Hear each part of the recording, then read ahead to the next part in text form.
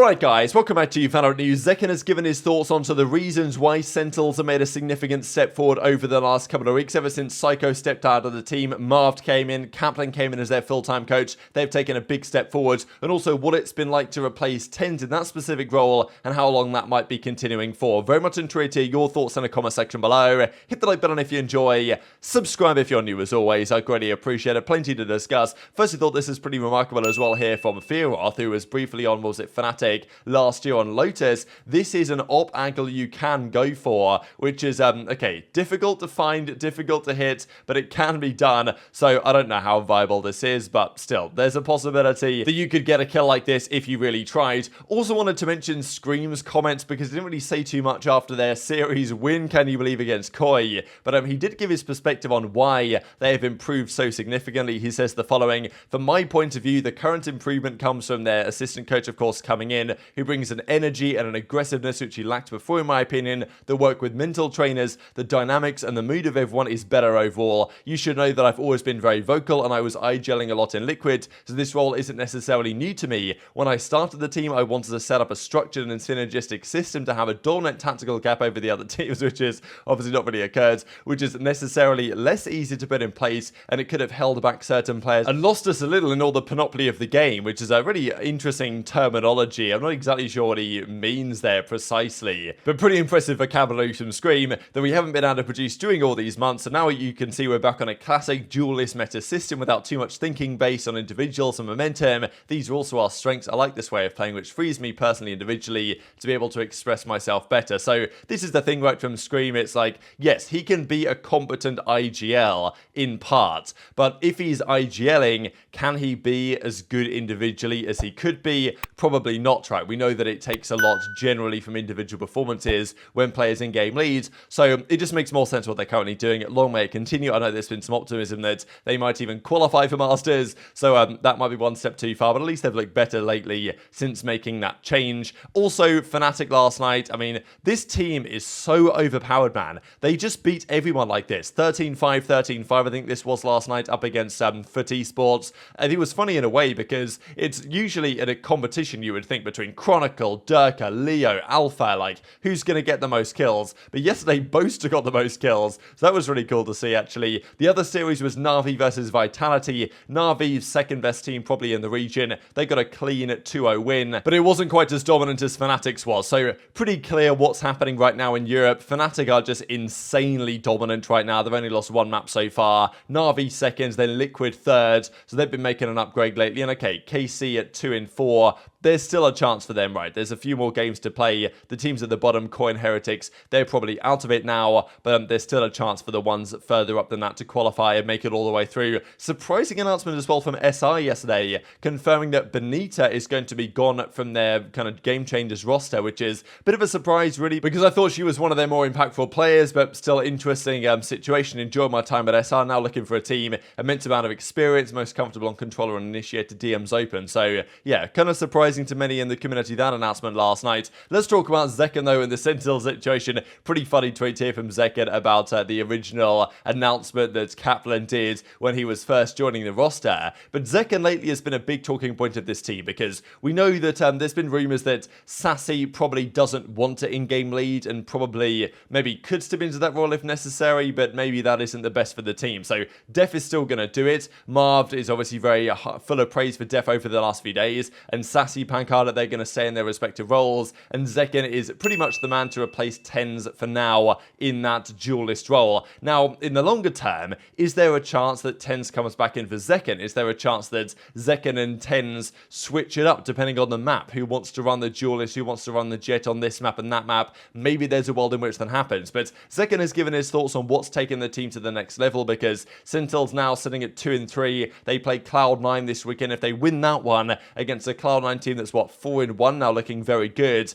that's a huge step for Sentinels to make playoffs and then try and qualify for Masters. So that's a massive series upcoming this upcoming weekends. And obviously Zekken's been doing his thing on the jet here, right? I mean, he even just tweets this out last night, a pretty impressive performance on, I mean, what was this? AC got 1, 2, 3, 4, and then 5 as well, and dashes away just to show that he was definitely on the jet there and it was nothing else going on. And he also mentions to Jake here in the replies that their scrims have been going very well. Jake says, you know, we screwed for Sunday. I saw Pancada's ace we shared yesterday, and now this one. We've lost every scrim this week. You guys could take this one. So yeah, Zekken is probably joking about that, but who knows? Now, an interview went out yesterday between Zekken and I believe this is on Blix. I'll link it down below if you guys would like to check it out, on what's happening with the team and how things are developing. So he says, I think the main things I focused on when making this change were trying to play well with my team and playing confidently, trying to slot into TenZ's role with some difficult big shoes to fill, but I trusted my team to support me, asking for utility. If I had a read, I'd be asking Sassy to come and help me and use his utility. For me, I was just a lot of asking for support, which has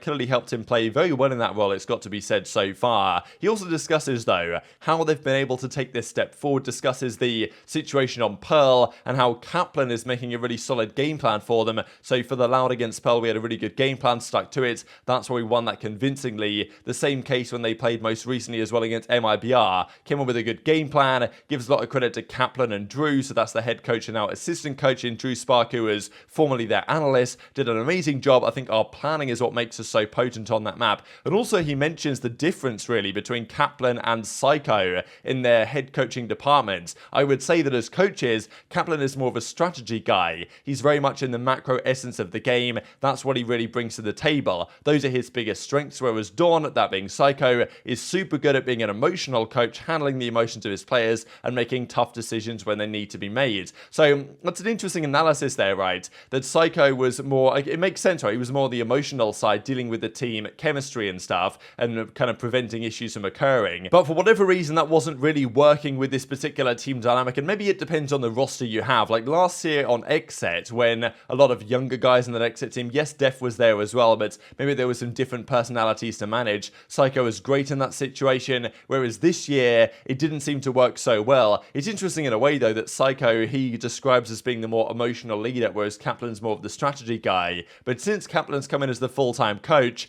they have changed up their roles to be, frankly, a bit more sensible, to be honest. So maybe Psycho is making some calls outside of that Rob Moore, the CEO, wasn't so happy with, or whatever was said between the two of them after their defeat a few weeks ago that got him fired was, you know, maybe we'll never know exactly what happened there behind the scenes, but still giving a lot of credit to what Psycho is able to do. But maybe with Dephh and the players that they have now, a bit more experience in Sassy and Pancada, maybe that kind of emotional leadership isn't quite as necessary as it was previously, and just having a guy like Kaplan who's there to make the strategy calls, how to set up the compositions, is the way to make their team more effective. Because as he says, that's the role that Psycho did, but with Kaplan coming in, it's been a much bigger focus on the strategy and a bigger focus on the game plan, and I think that might be the main difference between going from 2 or 3 weeks ago to how we are now. So pretty interesting that Kaplan and Drew Spark maybe given their thoughts on the matter were potentially suppressed somewhat in what they wanted to do when Psycho was the head coach, and now Kaplan's the head coach. They're far more strategy game plan focused, and they feel they're much better for it. Now, does that mean that down the line come a pressure moment at an event when they're in, let's say, a semi-finals and they're down 1-0 in the series and they need to try and take a match to overtime? Is Psycho a great asset in that moment to say what he needs to say to the team and get the team in the right headspace? Maybe so. But in the immediate term, getting their game plan sorted is probably the priority, and that seems to be what Kaplan's been able to achieve. And of course, Kaplan, we saw give a lot of credit to Dephh on what he was able to do recently, and Marv did the same thing the other day, that he is a very good IGL. So, and also kind of the job of an IGL as well is that emotional leadership to a certain extent also. So kind of makes sense, I think, that this team is stepping in the right direction now. Also wanted to mention what's going on in challenges last night. 2 big series, FaZe versus Mad Lions was one. This was not a particularly good showing from either team. I thought the level here was not exactly spectacular, but you know, Trick made a nice 4K, it's got to be said, and as Nismo says, Zexco and Drone were the problem after all the drama that happened a few weeks ago. But yes, Mad Lions still aren't very good. They won 2-1 at the end. FaZe did. Mad Lions go down, and as Superman says, sloppy. Feels great to get the victory though. It's a bit of a mid-off here in this series series, to be honest. Mad Lions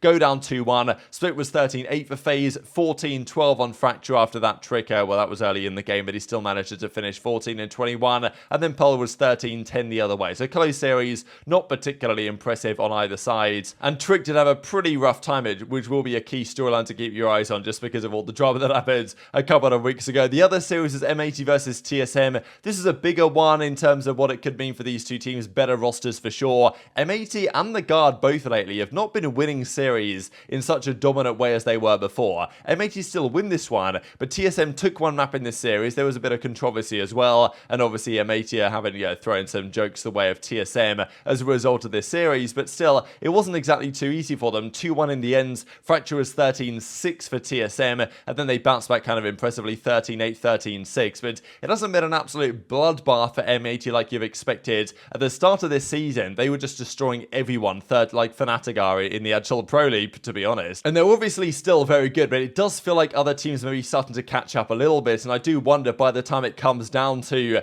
the qualifiers for Ascension and the actual Ascension matches themselves, how good M80 will be, because, look, M80 the Guard still the teams to beat. They still haven't lost a series so far. I'm sure they're practicing and trying new things, but it does feel like the skill gap here at the top level of challenges is closing up a bit, or at least the competition is closing up a bit, which makes things even more interesting for the rest of the year. So those are the games, and those are the results after week 1 of matches. Very much intrigued to hear your thoughts in the comment section below. Hit the like button if you enjoyed, subscribe if you're new, take care, and I'll see you next time.